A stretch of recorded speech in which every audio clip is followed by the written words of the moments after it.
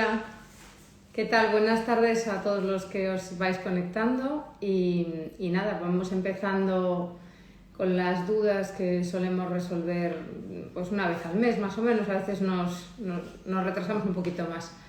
Espero que, como siempre, pues os sea útil y queráis seguir viendo estos directos y sobre todo lo que os digo constantemente, estamos abiertos a cualquier sugerencia, pregunta, duda, de cualquier tema relacionado con la cirugía plástica, la cirugía y la medicina estética. Y nada, hola a los que entráis y vamos empezando. Me han ido pasando a lo largo de estos días una serie de dudas que iré intentando contestar como hago siempre, pero por supuesto en principio cualquier cosa que me preguntéis en directo pues la contestaré. Muchas gracias y Valentina, muchas gracias. La verdad es que me encanta ver que los pacientes que estáis siendo tratados estáis contentos, porque eso es lo que hace que nuestro trabajo sea tan agradecido, aunque sea una responsabilidad grande y sea duro, lo elegimos con mucha vocación y veros felices pues es lo que nos hace felices a nosotros. Me preguntan como primera pregunta, ¿qué opciones existen para mejorar la apariencia después de un embarazo o una pérdida masiva de peso, una gran pérdida de peso? Esto es una pregunta muy frecuente, sobre todo porque hay un gran cambio en la vida de la mujer relacionado con los embarazos y obviamente cuantos más embarazos se tengan, más cambio va a haber, por más que uno quiera cuidarse, los cambios de peso y asociados a los cambios hormonales van a dar un cuerpo después del embarazo que no va a ser igual al que tenía previamente, en este caso las mujeres. Y lo mismo pasa con las grandes pérdidas de peso, que en este caso afectaría también a los hombres. Hay una pérdida volumétrica grande y la piel tiene muchas dificultades para adaptarse. En principio lo que más va a sufrir en el caso de la mujer son las mamas y en el caso de ambos las mamas y el abdomen. En las mujeres que han tenido embarazos vamos a tener un descolgamiento de la glándula mamaria que se va a solucionar con una mastopexia, esto es una elevación de la mama, y la mastopexia se podrá hacer tanto asociada a implantes como utilizando el propio tejido de la paciente. En el caso de los abdómenes, en pacientes que han tenido hijos, que han tenido embarazos, se va a observar una diástasis muscular, esto es una separación de los músculos rectos de la pared abdominal, y un descolgamiento o una relajación de los tejidos, normalmente con una ptosis del ombligo, una caída del ombligo y un faldón cutáneo o dermograso, a veces asociado también a volumen graso, que va a aparecer en la parte inferior del abdomen. Muchas veces además vemos una redistribución de la grasa y por lo tanto vamos a ver grasa en los flancos, y muchas otras veces pues se van a asociar también a descolgamiento pues en otros tejidos, como pueden ser la cara interna de los muslos o en los brazos. Pero bueno, en los embarazos principalmente hablamos de las mamas, el abdomen y la redistribución de la grasa. Entonces, en una mujer que ha tenido embarazos, el objetivo es elevar el pecho, dándole volumen o no, dependiendo del tejido mamario que le haya quedado después de embarazos y lactancias, rehacer la pared muscular para eliminar esa diástasis y resecar todo el tejido que esté en exceso, y mejorar la cintura, que suele ensancharse después de los embarazos, y haciendo liposucciones en la zona de los flancos y del abdomen para intentar estrechar esa zona.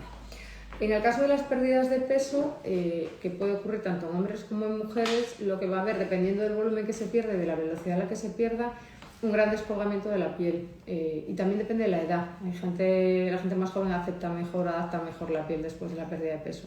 Y por lo tanto asociaremos una abdominoplastia cuando sea necesaria para eliminar piel del abdomen, a una flancoplastia, que es la eliminación de piel de las zonas laterales.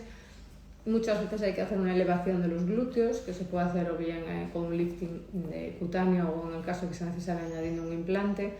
Un lifting crural, que es de la cara interna del muslo, cuando hay un descolgamiento de esa zona. Braquioplastia para eliminar la piel de la cara interna del brazo.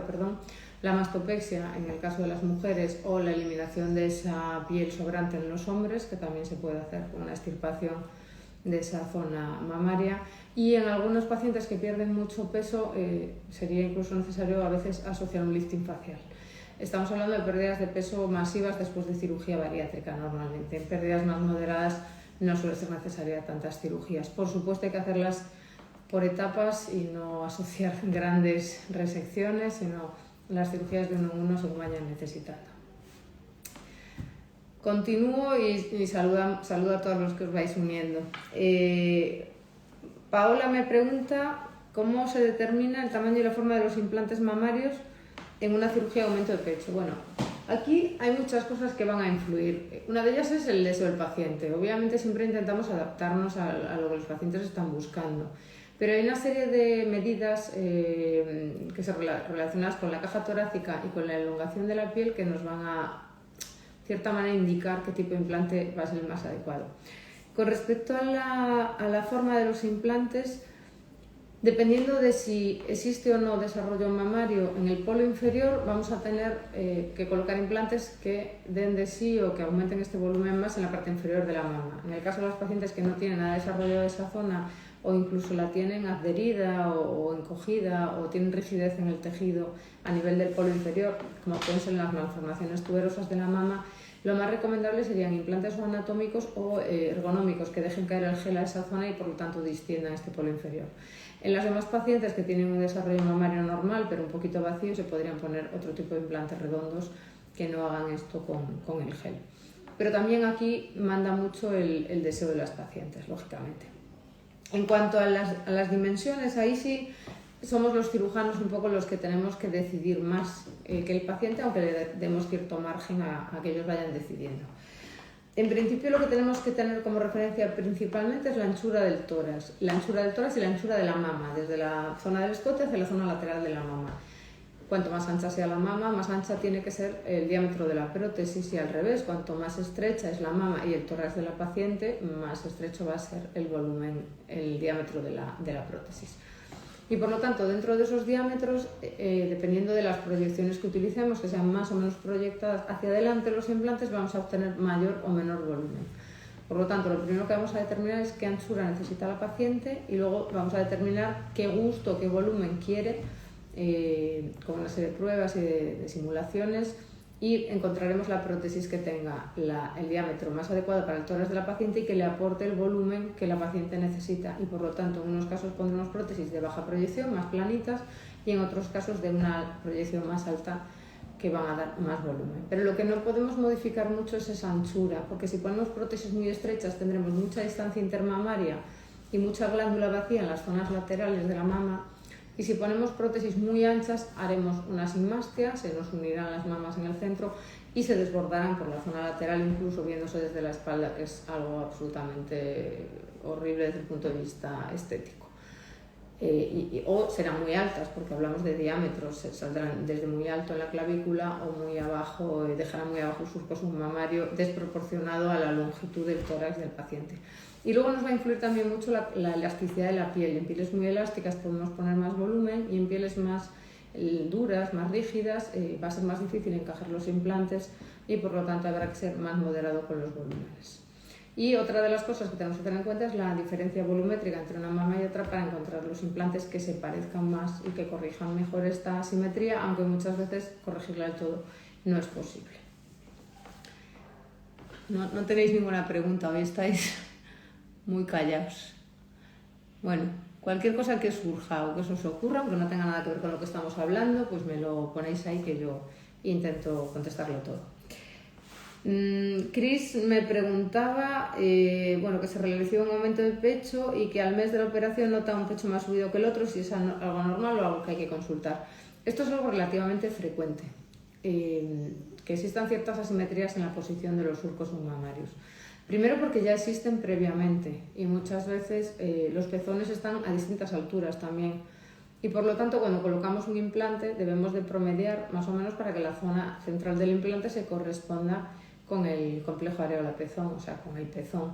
Y por lo tanto, un implante puede acabar un poquito más arriba que el otro porque esa mama está colocada en el tórax más arriba que la otra. Otras veces lo que ocurre es que la elasticidad de los dos polos inferiores de las mamas, o sea, de la parte que va del areola hacia abajo, en las dos mamas es distinto. Tenemos mamas más caídas que van a elongar muy bien esa piel y mamas más endurecidas o más rígidas o más pequeñas, y muchas veces va a dificultarse esa elongación del tejido y por lo tanto en el primer caso se verá el surco un poquito más acomodado abajo y en el segundo caso cuesta más o se queda un poquito más retenido arriba. Normalmente va cediendo y irá ocupando su lugar si la disección se ha hecho adecuadamente. También hay diferencias en la altura de los hombros que pueden explicar que una prótesis parezca o esté un poquito más alta que la otra. Y luego hay una gran diferencia en la inflamación de los dos lados y en el caso de utilizar planos submusculares en el grosor de la musculatura de ambos músculos. Normalmente el lado derecho en los diestros es más grueso y el izquierdo en los zurdos, y por lo tanto esa prótesis de entrada va a parecer que tiene más volumen en el polo superior hasta que esa inflamación muscular vaya desapareciendo. Por lo tanto, yo aquí siempre digo lo mismo, un poquito de paciencia, a veces colocar una banda mamaria para que intente presionar un poquito la prótesis que está más alta, dar tiempo a que esa piel del polo inferior vaya cediendo y se vaya acomodando bien el implante y valorar a partir de los 6 meses cómo está la situación. En algunos casos sí que es verdad que puede haber quedado un poquito más alto un surco y quirúrgicamente se podría corregir si fuese necesario. A ver, que ahora sí que veo gente que escribe cositas y no quiero que se me pase. Buenas tardes, me tira un poco para atrás, operarme por el tema de la anestesia. Esto es lo más complejo de la operación. Esto es realmente a lo que más miedo tenéis y es normal, porque se trata de ceder el control de todo tu organismo a una persona que te va a dormir con los miedos de ¿y si pasa algo si no me despierto?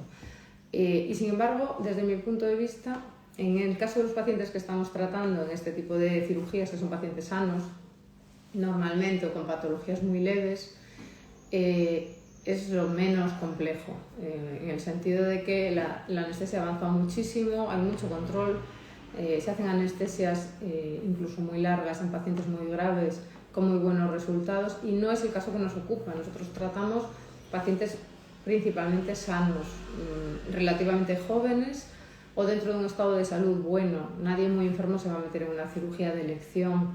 Y además tratamos tejidos muy superficiales, no hacemos una invasión de ninguna cavidad, no estamos en cirugías demasiado complejas desde ese punto de vista. Y encima tenemos un equipo de anestesia perfectamente cualificado, que trabaja magníficamente y trabajamos en un hospital con todo tipo de medios de seguridad. Y por lo tanto, en todas esas condiciones, la verdad es que la anestesia es algo muy seguro, muy controlado y donde la recuperación es muy buena. Y la verdad es que estáis aterrados hasta que la pasáis y luego os dais cuenta que le teníais mucho miedo y que en el fondo habéis tenido pues, un sueño agradable y un muy buen despertar, porque además son anestesias en las que el despertar es bueno. Y con lo cual yo sobre todo creo que deberíais de consultar. Yo creo que los miedos se solucionan cuando uno se informa. Siempre pasamos una consulta previa de anestesia con nuestra anestesista, que es un amor y que lo va a explicar todo de maravilla. Y a partir de hablar con ella yo creo que recuperáis la confianza y os tranquilizáis mucho en este sentido. No descartaría por eso una cirugía que uno desea.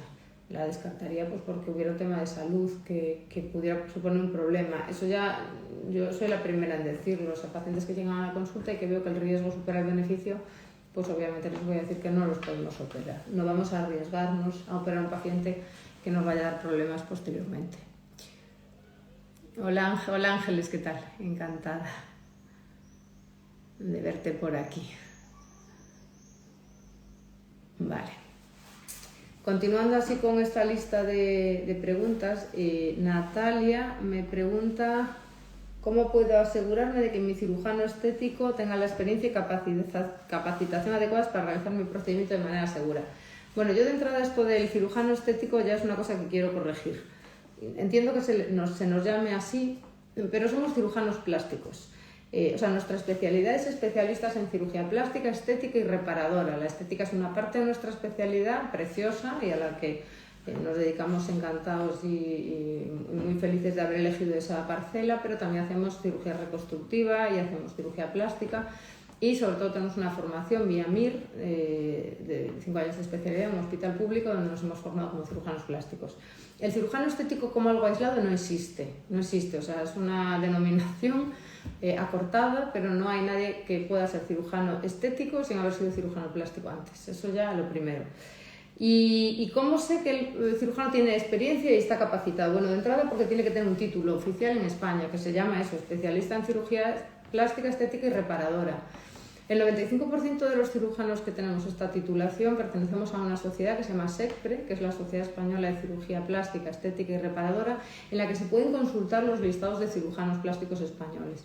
Un cirujano plástico que pertenece a la SECPRE ya de entrada estás garantizando que sea cirujano plástico y que tenga una formación continuada porque va a estar supervisada para poder pertenecer a este tipo de sociedad.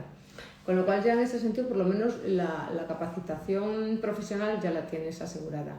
¿Qué pasa si un cirujano no pertenece a la SECPRE? ¿No es cirujano plástico? Sí, puede serlo. No es obligatorio pertenecer a la SECPRE, pero sí es obligatorio tener la especialidad hecha, que eso se puede consultar en el Colegio de Médicos. En la organización médico-colegial tú puedes meter el nombre del cirujano o del médico que quieres consultar y ahí vendrá su titulación oficial en España.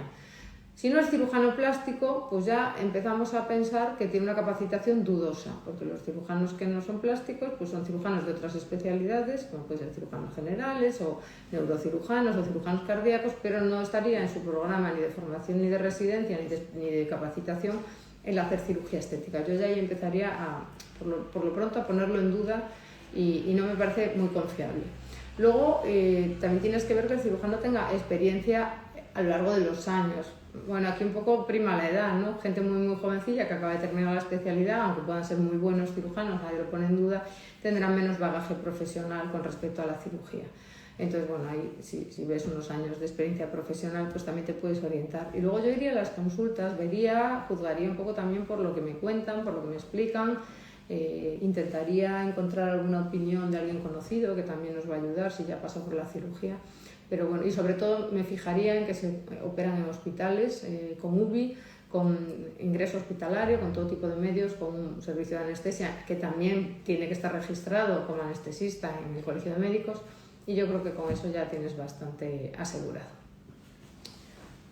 Y luego el feeling, que eso también importa mucho, que veas que te entiende, que tú entiendes las explicaciones, que no te están vendiendo humo, que no te quieren vender cosas que tú no querías comprar, porque yo creo que también hay que tener una libertad con respecto a lo que uno quiere modificar o lo que quiere conseguir.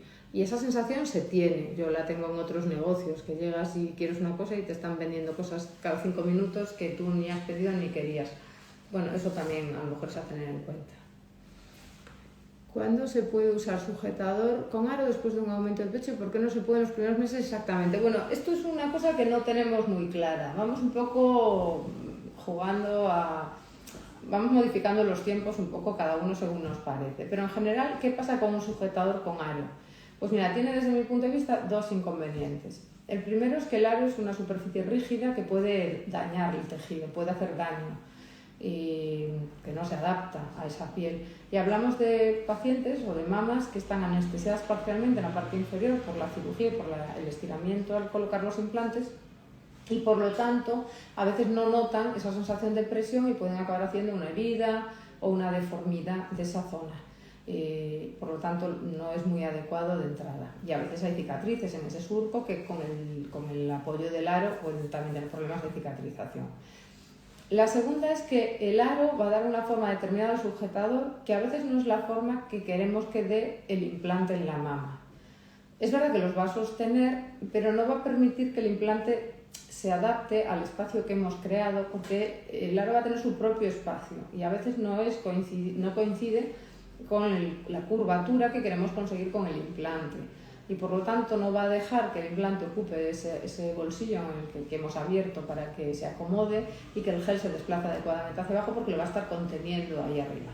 Por lo tanto, en los primeros meses yo prefiero que no se use. Pueden ser 6 meses, pueden ser 5, pueden ser 4, pueden ser 7 y medio. Esto depende un poco también, es un poco a ojo, depende del cirujano. Pero en general, los 3 primeros meses se está formando la cápsula cicatricial y el implante está acomodándose en esa piel. Y los 3 siguientes, pues yo los utilizo de margen de seguridad, pues para que la piel vaya recuperando un poquito la sensación y la consistencia, que no esté tan laxa ni tan blanda, ni que la inflamación haya desaparecido, que no haya edema, que no haya retención de líquidos en esa zona, y que por lo tanto, aunque coloquemos una superficie rígida y no hagamos ondas, no nos deforme el polo inferior y la prótesis ya esté bastante acomodada. Y luego siempre digo no abusar de ellos al principio. Cuanto más nos separamos de la cirugía, más fácil es que no nos dañe en esa parte inferior de la mama. También además pasa que después de un aumento mamario son pocos pechos los que necesitan esa sujeción tan extrema, y por lo tanto no es tan imprescindible utilizarlo. Me preguntan por aquí también cuál es la cirugía estética más popular en mi experiencia y por qué creo que es tan popular. Bueno, yo creo que en España estamos todos los cirujanos de acuerdo en que la cirugía más popular es la cirugía mamaria, y esto incluye todas, la del aumento mamario, la mastopexia con y sin implantes, las reducciones mamarias, las asimetrías, las malformaciones tuberosas y por supuesto todos los recambios de esos implantes que se han colocado previamente. ¿Por qué es la más frecuente? Pues porque la mayor parte de las pacientes son mujeres, aunque hay cada vez más hombres, pero seguimos siendo mayoría, porque las mamas nos preocupan mucho y porque es difícil encontrar dos mamas perfectas que además permanezcan bien a lo largo de los años. Suele haber malformaciones congénitas, asimetrías, tuberosidad en un gran porcentaje de mujeres, y las que las tenían mejor, pues con el paso del tiempo, los embarazos, las lactancias, la menopausia, pues van dejando de tenerla. Y es una zona que nos afecta mucho, que nos importa mucho que esté bien, donde muchas veces basamos la feminidad y la autoestima. Y luego, por supuesto, hay un gran porcentaje de pacientes con cánceres de mama que ahora mismo se hacen tumorectomías, cuadrantectomías, que no llegan a quitarles la mama entera y que todo eso hay que reconstruirlo. Entonces, sumando todo esto, al final es la parte que más se opera normalmente. La siguiente es la referida al contorno corporal, como pueden ser liposucciones y abdominoplastias, y muchas veces relacionado también con embarazos y con embarazos, con aumento de grasa en la menopausia, y por supuesto ahí se incorporan los hombres que cada vez tienen más tendencia a tratarse igual que las mujeres, y muchísimos de ellos se hacen cirugías de liposucción abdominal para mejorar esa zona, que también a ellos les envejece y les aumenta esa grasa, sobre todo en los flancos.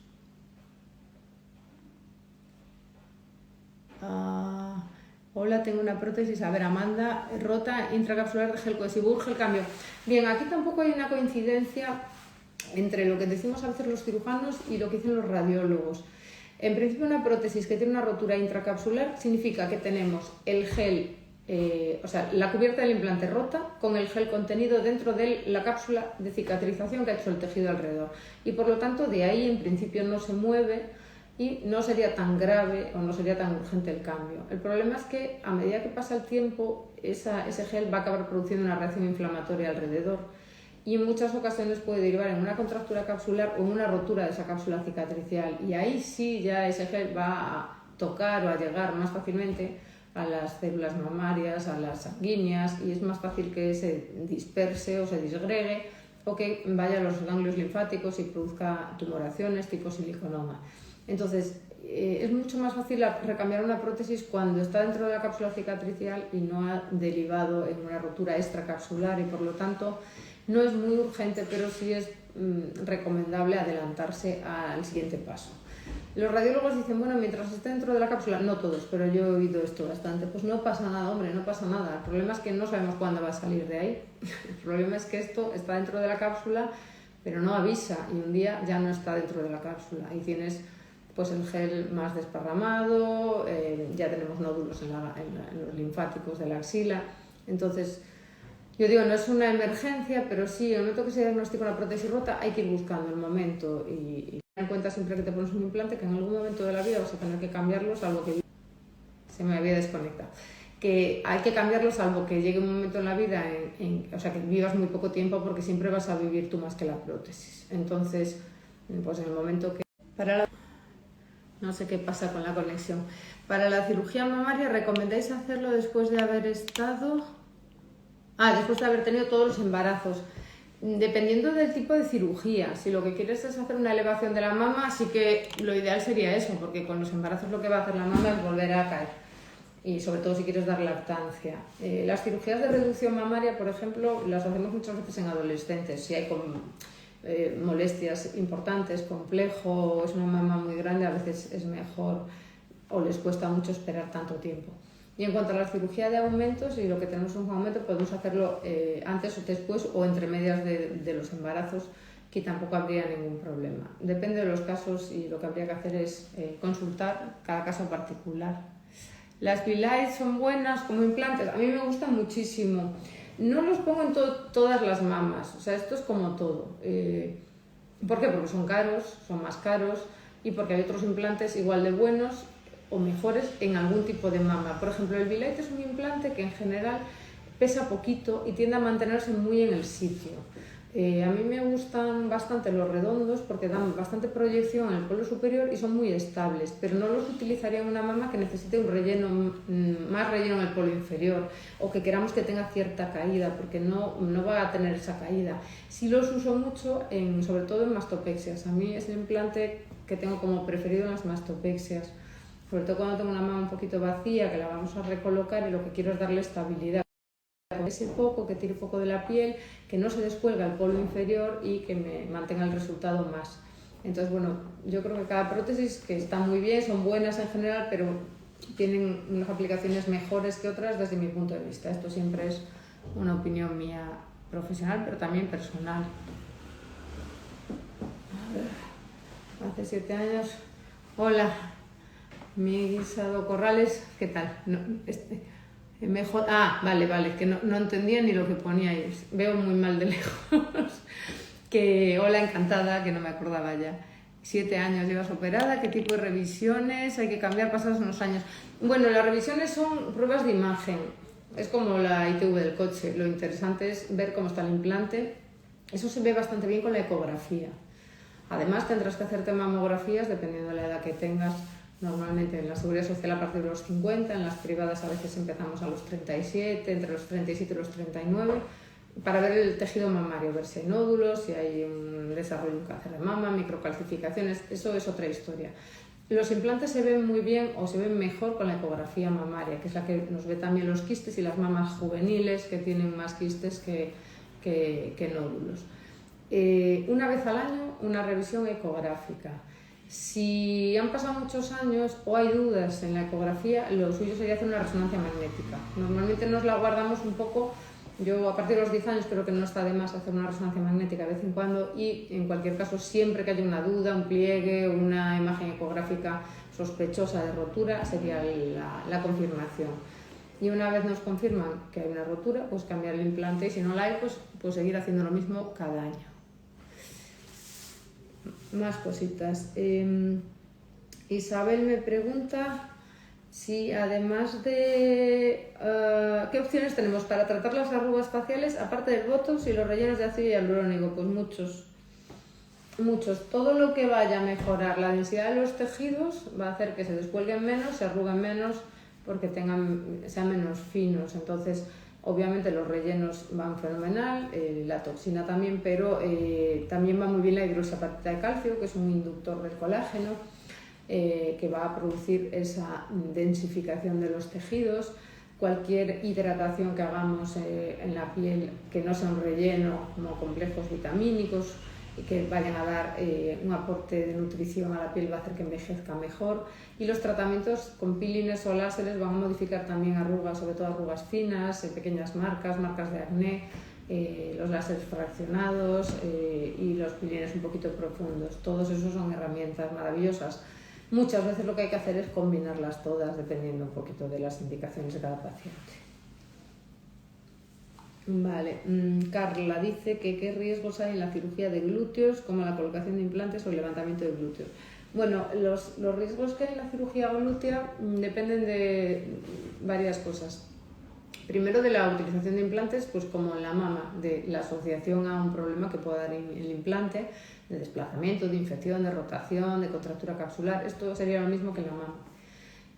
Por la colocación, o sea, por el tejido en el que lo colocamos, puede haber riesgos concretos. Como en este caso se coloca intramuscularmente, riesgos de lesionar algún nervio, en este caso sería el ciático, que obviamente hay que tener mucho cuidado con él porque pasa muy cerca del plano donde estamos colocando los implantes. Y luego, por la asociación que se haga además a otras técnicas quirúrgicas como el lipofilling, graso, pues también si tenemos grandes volúmenes de grasa inyectada en una zona muy vascularizada y que pueda haber alguna migración de la grasa intramuscularmente, podemos producir un tromboembolismo pulmonar de grasa, por ejemplo.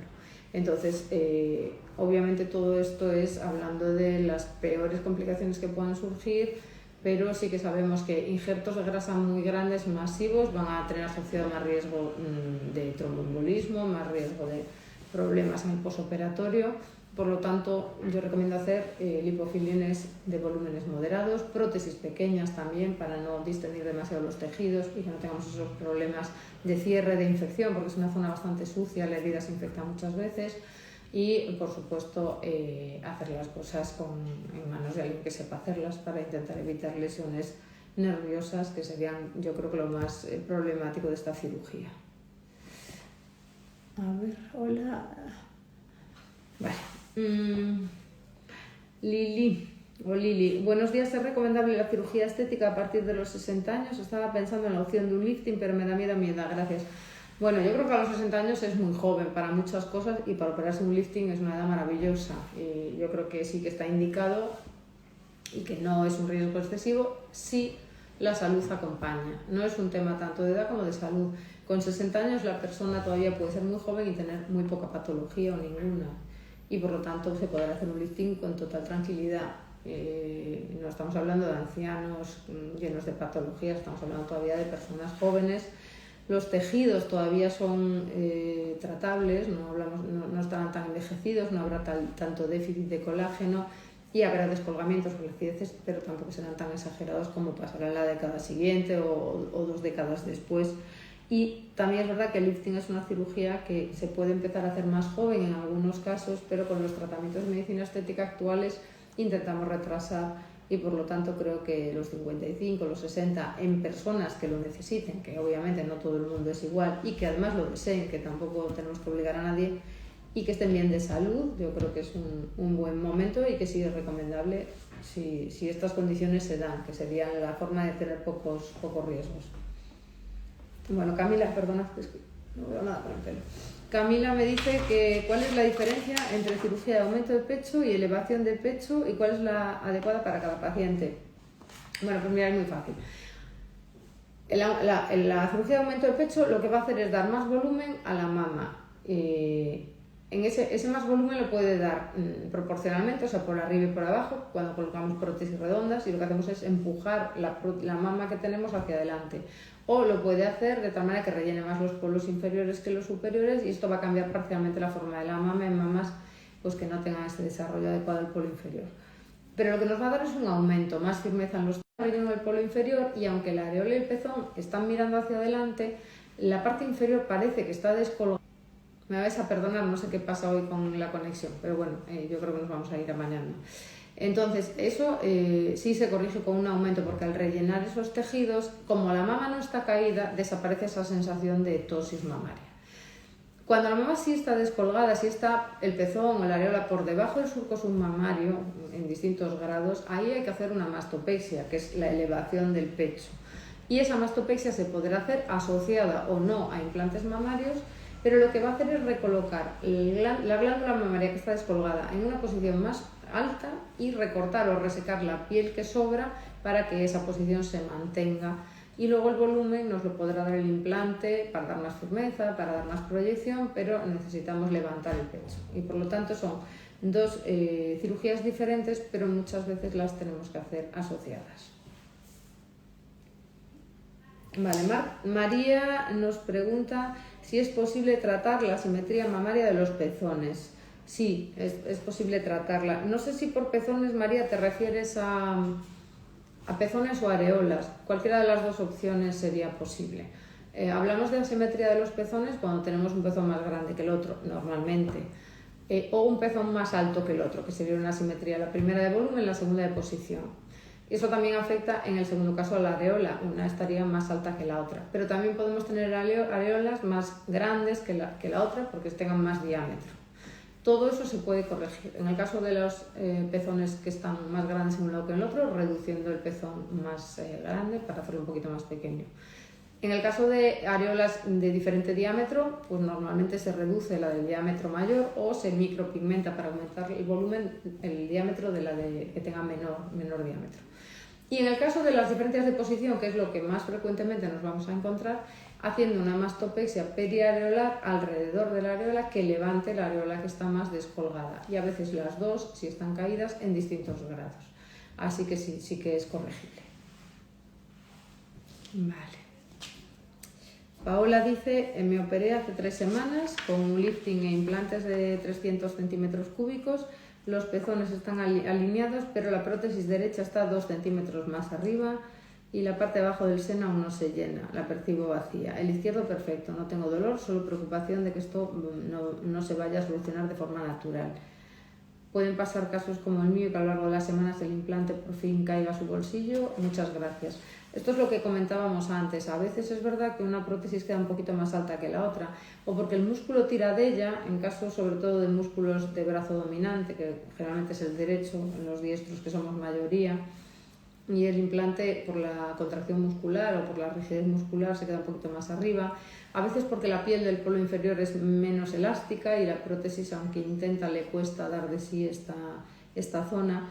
Y otras veces por la propia asimetría que tenían las mamas. Bueno, lo mismo que comenté antes, son 3 semanas, creo que no es tiempo suficiente. Yo intentaría poner una banda mamaria de entrada para intentar empujar un poquito esa prótesis y reducir la inflamación a nivel muscular. Y hay que ir observándolo. La mayor parte se van corrigiendo o quedan pequeñas diferencias que son asimetrías fisiológicas y que no se notan prácticamente y que no obligan a nada más. Si con el paso de los meses no se soluciona, lo más fácil es bajar un poquito la prótesis que haya quedado más alta, y eso se hace quirúrgicamente, pero yo creo que el cirujano o la cirujana que haya hecho la cirugía pues ya podrá dar más indicaciones sobre esto. Caroline, hola, ¿nos podrías hablar de cómo es el posoperatorio de una cirugía mamaria? Tengo un bebé y necesito saber cuánto tarda el paciente en recuperarse.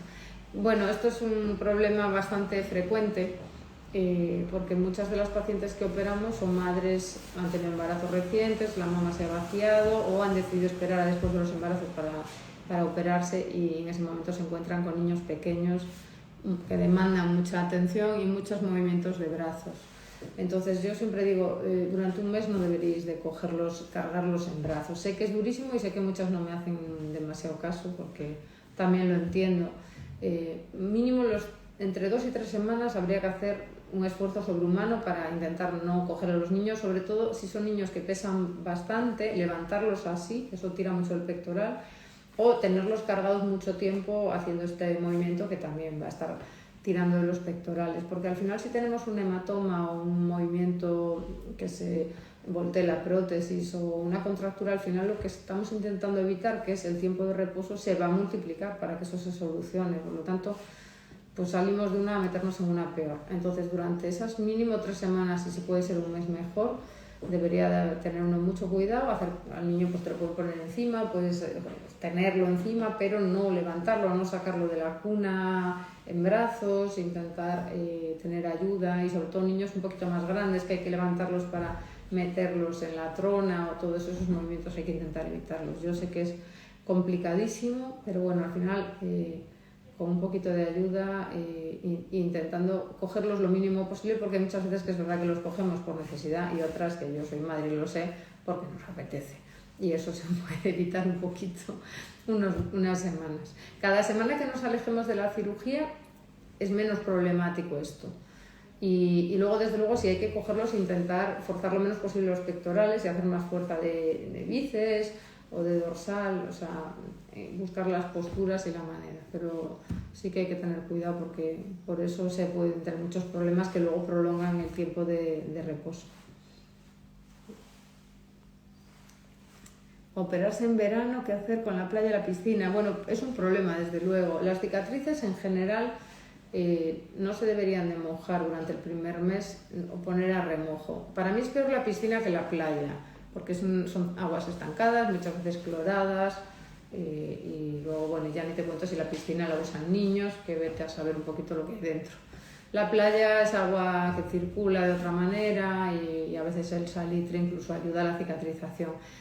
Y desde luego lo que me parece un problema muy grande es sumergir heridas que están relacionadas con implantes mamarios, que a veces están muy cerca y durante el primer mes el agua puede llegar a contaminar el implante.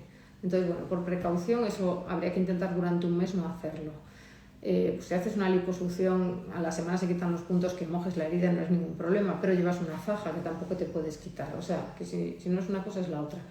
Por lo tanto, el primer mes, en el caso de la cirugía mamaria, yo digo, bueno, pues con el sujetador, que tampoco te lo puedes quitar, y un top cortito, que no te pongas la parte de arriba del bikini, y con la parte de abajo del bikini, pues siempre te podrás meter hasta la cintura, o refrescar, o dar una ducha. intentar estar a la sombra, o sea, no digo que no se pueda ir, pero bueno, es más complicado. En la playa, pues pasear y no bañarse. Si eres muy playera o te gusta mucho esto, intentar no operarse en verano, porque da mucha rabia perderse un mes de poder estar en la playa. Y luego en el caso de cirugías abdominales o liposucciones que necesitan fajas y compresiones importantes, ya no es un problema de cicatriz, es un problema en que no te puedes quitar esa faja durante un mes y por lo tanto no te puedes bañar. Si la piscina es tuya y te bañas con la faja, pues a lo mejor podrías hacerlo un poquito antes, pero no es lo más recomendable. La ducha diaria, eso sí, y luego intentar tampoco estar en sitios de mucho calor porque el sudor no va a ayudar a la cicatrización. Así que en verano se operan los que prescinden de este tipo de cosas porque no les gusta la playa, porque se van unos días antes y luego ya se quedan en la ciudad. O gente que tiene muchas vacaciones, que puede permitirse un mes de no bañarse y ya se baña el siguiente. Y las operaciones de cambio de prótesis, el posoperatorio está igual, como el bolsillo ya está hecho, no sé. Hola Amanda, mira, en los recambios de implantes tenemos una ventaja, que es que efectivamente el bolsillo ya está hecho. Por lo tanto, salvo que pongamos mucho más volumen, que estiraríamos mucho el tejido, el dolor es muchísimo menor, porque al final estamos hablando de una zona de distensión que ya no existe. Eso es verdad, pero muchas veces en los recambios hay que hacer otras cosas. Por ejemplo, cuando hay una contractura capsular o quitamos prótesis antiguas con texturas muy densas, muy rugosas que puedan haber producido una cápsula un poco patológica, hay que quitar esas cápsulas cicatriciales. Y por lo tanto, aunque haya poco dolor, hay que hacer bastante reposo porque ese bolsillo queda un poco dado de sí o puede sangrar. Entonces, la recuperación es menos dolorosa, pero sí que hay que tener cierto cuidado con los movimientos. Igual, si los bolsillos quedan un poco ensanchados y hay que cerrarlos para colocar un implante que no sea mucho más grande que el anterior, pues también hay que tener cuidado para que no se den de sí. Así que sí, menos dolor seguro, salvo en pacientes que pasan un recambio de 200 y se ponen 500, que entonces tendrán dolor por distensión, pero menos dolor en la gente que más o menos se recambia por algo similar o un poquito mayor, pero sí que hay que tener el mismo reposo, son cirugías un poquito más largas muchas veces, sobre todo si hay que hacer un tratamiento de la cápsula cicatricial para evitar el sangrado y el desplazamiento de los implantes. Bueno, yo creo que vamos a ir terminando. Me queda una pregunta y ya llevamos 45 minutos, me he quedado seca, ya tengo que beber un poco de agua, así que si hay alguna pregunta más entre los que estáis aquí escuchando, pues me la ponéis ahí y yo voy a contestar a esta última. Gwen me dice: hola doctora, lleva 2 meses de una liposucción y cuando se quita la faja el abdomen lo nota blando y después de estar un tiempo sin faja nota unas bolitas y además se inflama más que antes de la cirugía. Bueno, ¿qué pasa después de las liposucciones abdominales, de la zona abdominal? Bueno, pasan varias cosas. Primero, muchas veces se hacen liposucciones donde habría que hacer abdominoplastias y por lo tanto no tenemos, pues seguimos teniendo un abombamiento que muchas veces ya existía previamente, aunque hemos quitado la grasa porque no hemos tratado la pared muscular y la pared sigue blanda y laxa y diastasiada, o sea, separada.